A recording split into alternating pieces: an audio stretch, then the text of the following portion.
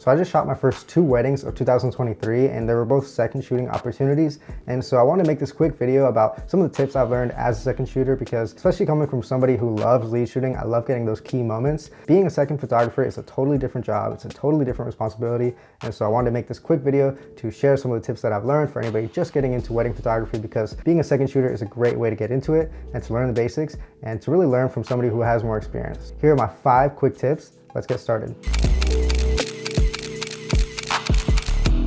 Tip number 1 is less of a tip, and I guess more of a philosophy you could call it, but basically it's to point your camera in the opposite direction. What I mean by this is what you don't want to be doing is pointing your camera at the same direction as a photographer for the whole day, because all you're going to be doing is delivering second angles of everything that's happened that day, which the photographer doesn't always need. Sometimes they will, but most of the time they will not be needing that. And so your opportunity here is to actually photograph things like guest reaction, details, things that the photographer can't get because he's busy mostly with the bride and groom. So you can capture the other family members, you know, the parents, the siblings, anybody else that's really important to them, along with any details that are really important for them.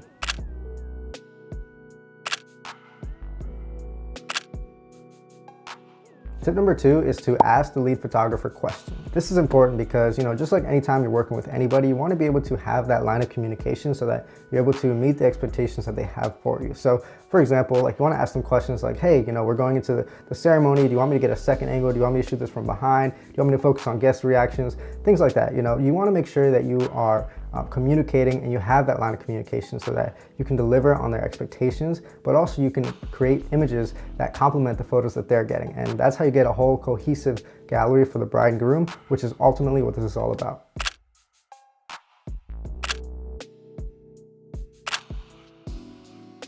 Tip number 3 is to sync your camera with your photographer's camera. This is really important because let's say you're in the wrong year or the wrong time, the gallery is going to look all messed up in Lightroom when you're trying to edit it and cull it. So that just creates a whole ton of more work for the lead photographer. And ultimately, you want to make sure you're removing stress and removing barriers as a second photographer. You want to be there to assist them.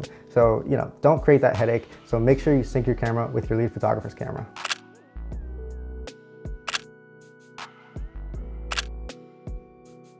Tip number 4 is to own groom prep and cocktail hour. So these are probably going to be your main 2 parts of the day that are going to be all on you. They're going to be your responsibility. And you know, that can be a little daunting at first, but it's actually pretty fun. And even that is still pretty chill. So for example, the groom prep, it's usually just the guys hanging out, having fun. They usually get ready really fast.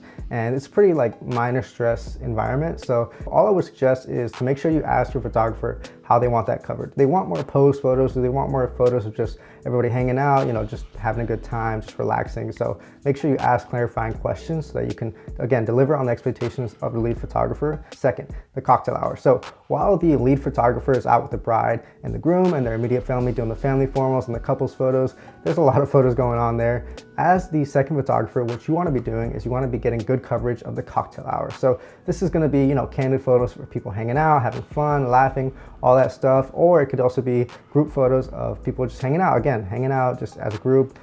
My goal when I'm being a second photographer is that I want to make sure that I get at least 1 photo of every guest. Now, it's not always an attainable goal, but that's the goal I set in my head, because in one way or another, I want to make sure I get everybody at least once commemorated in the final gallery, and the photographer is going to be super stoked that you did that.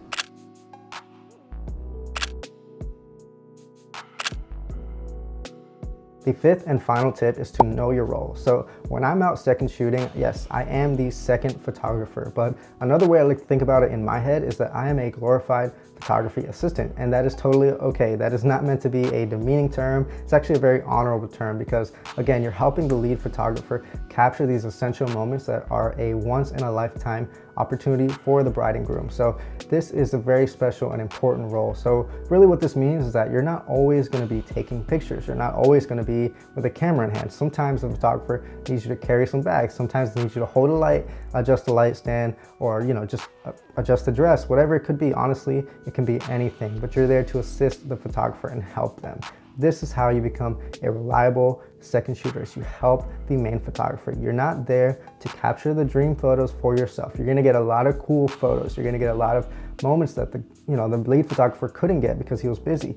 But again, this is not your opportunity to shine, steal the show, anything like that. You're there to help. So be helpful, be awesome.